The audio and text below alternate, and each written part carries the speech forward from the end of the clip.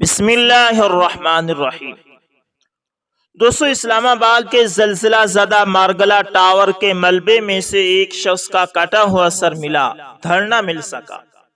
بعض افراد نے سر کو پہچان کر بتایا کہ یہ بد نصیب شخص وہ ہے جو جب اذان شروع ہوتی تو گانوں کی آواز مزید اونچی کر لیتا تھا۔ بس پھر کیا تھا، اللہ نے اس کو عبرت کا نشان بنا دیا کیونکہ اس نے اذان کا مذاق اڑایا تھا۔ اس لیے دوستو، کبھی بھی دین کا مذاق نہ اڑائیں۔ دوستو، اسی طرح میرے شیخ و مرشد حضرت مسیح الامہ رحمت اللہ تعالی نے ایک واقعہ سنایا تھا کہ کسی زمانے میں ایک چور تھا۔ وہ ایک بادشاہ کے محل میں چوری کرنے کے ارادے سے گیا۔ رات کا وقت تھا اور محل کے ایک کمرے سے بادشاہ اور اس کی بیوی کی گفتگو کی آواز آ رہی تھی۔ وہ چور کھڑے ہو کر سننے لگا۔ اگرچہ ایسا سننا ناجائز ہے، حرام ہے، چوری ہے، لیکن چور چوری ہی کرنے آیا تھا تو اسے سننے میں کیا چیز مانے ہوتی، آخر کو وہ چور ہی تو تھا۔ تو اس نے سنا کہ بادشاہ اپنی بیوی سے کہہ رہا ہے اور اس کی بیوی ہاں میں ہاں ملا رہی ہے کہ میں اپنی بیٹی کی شادی ایسے آدمی سے کروں گا جو نہایت متقی اور پرہیزگار ہو، جو بہت بڑا اللہ والا ہو۔ میں میری بچی کی کسی اور سے شادی نہیں کروں گا۔ جب چور یہ بات سن رہا تھا تو اس کے دل میں آیا کہ کیوں نہ میں ہی کچھ ایسا بن کر دکھاؤں کہ میرے ہی ساتھ شہزادی کی شادی بادشاہ کر دے۔ دل میں ایک حرص پیدا ہو گئی۔ اب وہ چوری کو تو بھول گیا، لیکن دھوکہ پر اتر آیا اور گھر میں جا کر بہت دیر تک سوچنے لگا کہ کس طرح میں اس بات میں کامیاب ہو سکتا ہوں۔ تو ایک تدبیر اس کی سمجھ میں آئی کہ بادشاہ کے محل کے قریب ایک مسجد ہے۔ اس مسجد میں جا کر بزرگانہ لباس پہن کر اور ان کی وضاقتہ اختیار کر کے وہاں دن رات عبادت میں مشغول ہو کر بیٹھ جاؤں تو شدہ بادشاہ تک بات پہنچے گی کہ کوئی آدمی یہاں ایسا متقی پرہیزگار ہے جو دن رات اللہ کی عبادت میں مصروف ہے، تو ہو سکتا ہے کہ بادشاہ کی نگاہ انتخاب میرے اوپر پڑ جائے اور میں چن لیا جاؤں اور شہزادی سے میری شادی ہو جائے۔ بھائیو، یہ اس کا ایک نہایت حقیر اور ذلیل دنیاوی مقصد تھا جس کے لیے اس نے یہ ارادہ کیا، اور اس نے اپنے پروگرام کے مطابق بزرگانہ لباس، پوشاک، وضاقتہ اختیار کر کے اس مسجد میں جا کر نمازوں اور نمازی ذکر و تلاوت، مراقبہ سب شروع کر لیا۔ اب زمانہ چلتا رہا، لوگوں میں شہرت ہوتی گئی کہ کوئی اللہ کے بہت بڑے ولی یہاں آ گئے ہیں جو دن رات عبادت کرتے ہیں۔ اب اس کی وجہ سے لوگوں کی آمد و رفت کا ایک سلسلہ شروع ہو گیا، یہاں تک کہ بادشاہ تک خبر پہنچ گئی کہ یہاں کوئی اللہ والے آ کر بیٹھے ہیں تو جوان، لیکن زہد و عبادت میں لاجواب، تقوی و طہارت میں بے نظیر۔ جب بادشاہ کو یہ بات معلوم ہوئی تو اپنے ارادے کے مطابق غور و فکر شروع کر دیا کہ شہزادی کے متعلق جو سوچا تھا اس کے لیے اسی کا انتخاب کر لیا جائے۔ بادشاہ نے اس سلسلے میں گفتگو کے لیے اپنے وزیر کو بھیجا۔ وزیر اس شخص کے پاس مسجد میں پہنچا اور اس نے باادب اس سے کہا کہ میں آپ کی خدمت عالیہ میں بادشاہ جائے پناہ کی طرف سے آیا ہوں ایک پیغام لے کر۔ اس نے کہا کہ کیا پیغام ہے؟ وزیر نے بتایا کہ بادشاہ نے کئی سال پہلے یہ فیصلہ کر لیا تھا کہ اپنی لڑکی کا نکاح ایک ایسے شخص سے کریں گے جو بڑا ہی متقی اور پرہیزگار ہو، اللہ والا ہو، اور وہ اس کی تلاش میں تھے۔ اب جو نظر گئی تو نظر انتخاب آپ پر آ کر رک گئی ہے، لہذا بادشاہ نے بھیجا ہے کہ اس سلسلے میں آپ سے گفتگو کروں۔ اگر آپ اس کے لیے تیار ہوں تو فرمائیے، اگلی نشست کے اندر اس سلسلے کی کوئی کاروائی آگے بڑھائی جائے گی۔ یہ شخص جو دراصل اسی تمنا اور آرزو میں یہاں آ کر بیٹھا تھا، وہ بہت دیر تک یہ وزیر کی گفتگو سنتا رہا۔ اس کے بعد اس کی آنکھوں سے آنسو جاری ہو گئے۔ وزیر نے پوچھا کہ کیا بات ہوئی، تو کہنے لگا کہ آج جو پیغام لے کر آپ آئے ہیں یہ پیغام مجھے منظور نہیں ہے۔ وزیر نے کہا کہ کیوں منظور نہیں؟ اس نے کہا کہ دیکھیے، میں صاف صاف بات آپ کو بتاتا ہوں کہ میں اصل میں ایک چور تھا، اور میں بادشاہ کے محل میں چوری کے ارادے سے ایک مرتبہ گیا تھا۔ پھر جو کچھ بھی ہوا اس کو سنا، اور اس کے بعد اس چور نے کہا کہ میں نے تو یہ وضع قطع اسی حرص کی وجہ سے اختیار کی تھی، لیکن جب میں یہاں آ کر بیٹھا تو خدا نے مجھے اپنا بنا لیا، اب بس اس کے بعد مجھے کسی کی ضرورت نہیں ہے۔ اللہ اکبر۔ جب عبادت عبادت ہو جائے، نماز نماز ہو جائے، اور ذکر ذکر ہو جائے، اور ہماری دیگر عبادتیں واقع عبادتیں ہو جائیں، تو بے شک یہ نمازیں اور عبادتیں انسان کو برائیوں سے روکتی ہیں۔ ہمارے حضرت مسیح الامہ نے ایک قصہ سنایا تھا کہ حضرت جنید بغدادی رحمت اللہ تعالی کہیں جا رہے تھے۔ راستے میں دیکھا کہ ایک چور کو سولی پر چڑھایا جا رہا ہے۔ حضرت جنید نے لوگوں سے پوچھا کہ کس جرم کی پاداش میں اس کو سولی پر لٹکایا جا رہا ہے۔ بتایا گیا کہ یہ منع کرنے کے باوجود چوری کرنے سے باز نہیں آتا، برابر چوری کرتا رہتا ہے۔ اس نے ایک دفعہ چوری کی تو اس کا ہاتھ کاٹا گیا، دوسری دفعہ چوری کی تو دوسرا ہاتھ کاٹا گیا، مگر یہ پھر بھی باز نہیں آیا، اس لیے یہ سزا دی جا رہی ہے۔ یہ سن کر حضرت جنید بغدادی رحمت اللہ تعالی نے فرمایا، میرا دل چاہتا ہے کہ اس کے پیروں کو بوسہ دوں۔ پوچھا گیا کہ حضرت آپ اس چور کے پیروں کو بوسہ دیں گے، کیوں؟ تو فرمایا، میں اس چور کو نہیں بلکہ اس کے اندر کی استقامت کے پیروں کو بوسہ دینا چاہتا ہوں۔ اگر ایسی استقامت ہم دینی کاموں میں پیدا کر لیں تو معلوم نہیں کتنی ترقی کریں گے۔ دین پر استقامت دوستو بڑی چیز ہے، اور یہی آج کل مفقود ہے۔ نوجوان لوگ دین پر آنا چاہتے ہیں اور آتے بھی ہیں، مگر یہی استقامت نہ ہو، نیکی کی وجہ سے پلٹیاں کھاتے رہتے ہیں۔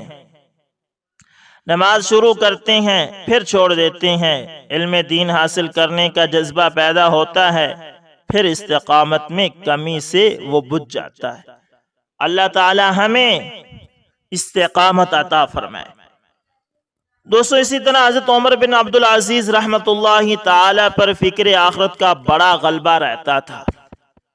ایک مرتبہ آپ کی ایک باندھی آئی اور اس نے سلام کیا، پھر ایک جانب کھڑے ہو کر اس نے نماز پڑھی اور بیٹھ گئی، تو اس پر نیند کا غلبہ ہوا اور آنکھ لگ گئی، اور نیند ہی میں وہ رونے لگی۔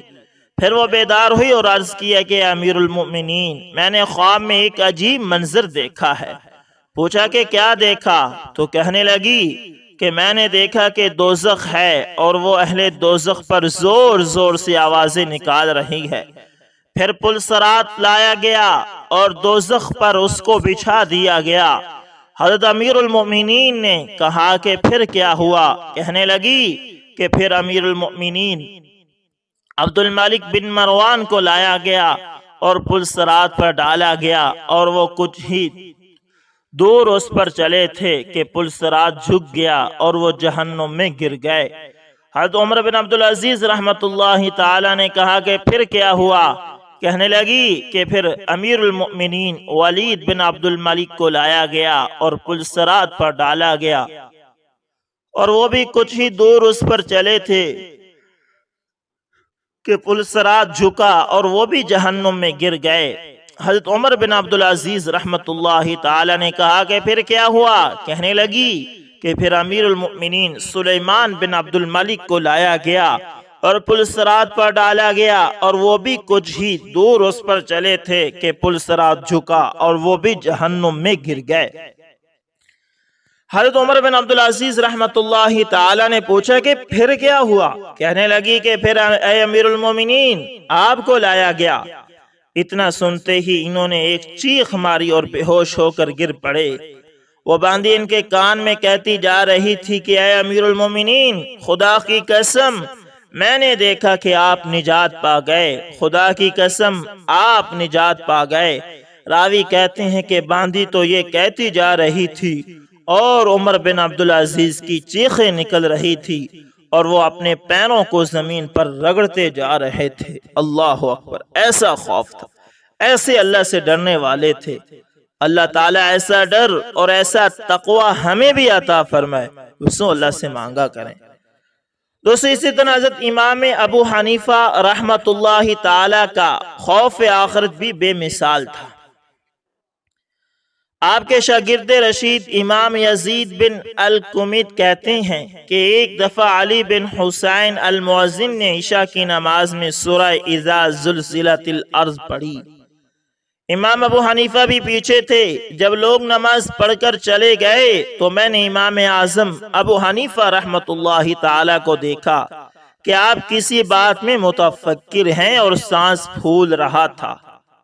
کہتے ہیں کہ میں نے دل میں کہا کہ مجھے یہاں سے چلنا چاہیے تاکہ آپ کو میری وجہ سے پریشانی نہ ہو۔ کہتے ہیں کہ میں وہاں سے قندیل کو یوں ہی چھوڑ کر چلا آیا اور قندیل میں تھوڑا سا تیل تھا۔ جب میں صبح صادق کے بعد مسجد کو آیا تو دیکھا کہ امام اعظم ابو حنیفہ رحمت اللہ تعالی کھڑے ہوئے اپنی داڑھی کو پکڑ کر کہہ رہے ہیں کہ اے وہ ذات جو ہر خیر کا بدلہ خیر سے اور ہر شر کا بدلہ شر سے دیتی ہے، نعمان، یہ حضرت امام اعظم کا نام ہے، نعمان کو دوزخ کی آگ سے بچا لے اور اپنی رحمت میں داخل کر لے۔ یزید بن الکمید کہتے ہیں کہ میں نے اذان دی اور اندر داخل ہوا تو امام صاحب نے پوچھا کہ کیا قندیل بجھانا چاہتے ہو؟ میں نے عرض کیا کہ حضرت صبح کی اذان ہو چکی ہے۔ فرمایا کہ میری جو کیفیت تم نے دیکھی ہے اس کو لوگوں سے چھپائے رکھنا۔ کہتے ہیں کہ پھر آپ نے سنت فجر 2 رکعتیں پڑھی اور اسی عشاء کے وضو سے ہمارے ساتھ فجر کی نماز ادا کی۔ اللہ اکبر، اللہ اکبر، یہ تھے ہمارے اکابرین۔ اللہ ایسا تقوی ہمیں بھی عطا فرمائے۔ دوستو اسی طرح حضرت ربیع بن خثیم رحمت اللہ تعالی نے اپنے گھر میں ایک قبر کھود رکھی تھی، اور جب بھی وہ اپنے دل میں قساوت پاتے تو اس قبر میں داخل ہوتے اور لیٹ جاتے، اور جب تک اللہ چاہتے اس میں رہتے۔ پھر وہ بات جو قیامت میں کفار اللہ سے کہیں گے، حضرت ربیع بن خثیم بھی وہ کہتے کہ رب ارجعون لعلی اعمل صالحا فیما ترکتک، اللہ اے میرے رب مجھ کو پھر بھیج دیجئے، شاید میں کچھ بھلا کام کر لوں اور اس میں جو میں نے چھوڑا ہے۔ اور یہ بار بار کہتے جاتے، پھر اپنے نفس کو جواب دیتے کہ اے ربی میں نے تجھے واپس کیا ہے، لہذا اب نیک عمل کرنا۔ اللہ اکبر، اللہ اکبر، اللہ کو راضی کرنے کے لیے کیسے کیسے مجاہدے کرتے تھے۔ دوستو اسی طرح ایک ریٹائرڈ پولیس افسر نے فرمایا کہ ایک مرتبہ سید عطا اللہ شاہ بخاری رحمت اللہ تعالی مسجد خیر دین امرتسر میں تقریر کر رہے تھے۔ میں ڈیوٹی پر تھا۔ 2 بجے شب مجھے اعلیٰ حکام نے طلب کیا اور میری جگہ ایک دوسرا رپورٹر بھیجا۔ میں نے جب اپنی ڈائری ختم کی تو اس میں یہ الفاظ درج کر دیے: سید عطا اللہ شاہ بخاری رات کے 11 بجے سے تقریر کر رہے ہیں، اب رات کے 2 بجے ہیں۔ ان کی تقریر سے حاضرین جلسہ تو درکنار، مسجد خیر دین کے در و دیوار اور اس کے گنبد و محراب اور حوض کے پانی تک مسحور ہو چکے ہیں۔ خان غلام محمد خان لون خور نے سنایا کہ میں نے نہ تو سید عطا اللہ شاہ بخاری کو دیکھا ہوا تھا اور نہ اس کا خاص معتقد تھا۔ میرا سیاسی مسلک بھی سید صاحب سے جدا تھا۔ ایک دفعہ عشاء کے وقت دلی دروازے کے باہر سے گزرا تو سید عطا اللہ شاہ بخاری تقریر فرما رہے تھے۔